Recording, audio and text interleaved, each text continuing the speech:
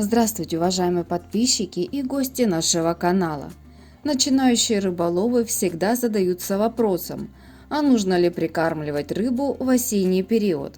Давайте же вместе разберемся в этом вопросе. В разные сезоны состав прикормки для одних и тех же видов рыб меняется.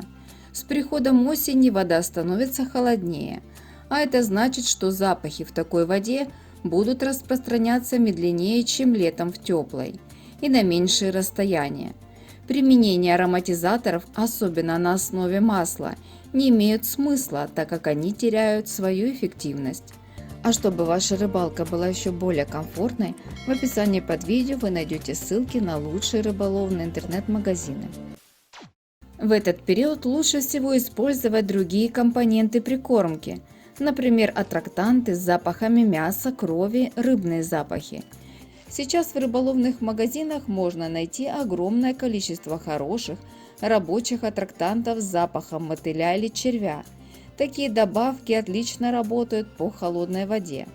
Осенью вода становится прозрачнее, чем летом, и чтобы прикормка была заметна издалека, она должна состоять из компонентов, делающих значительную муть в воде. Для этих целей отлично подойдет сухое молоко, овсяные хлопья, перемолотые в муку, отруби или панировочные сухари.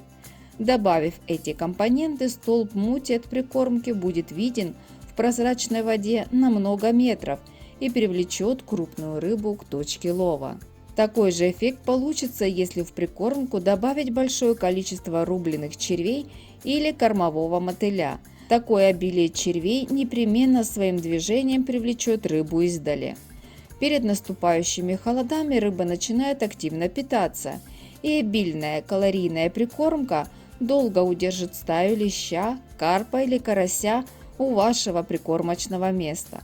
Отсюда можно сделать вывод, что прикармливать рыбу в осенний период, когда она начинает активно питаться, набирая жир на зиму, просто необходимо.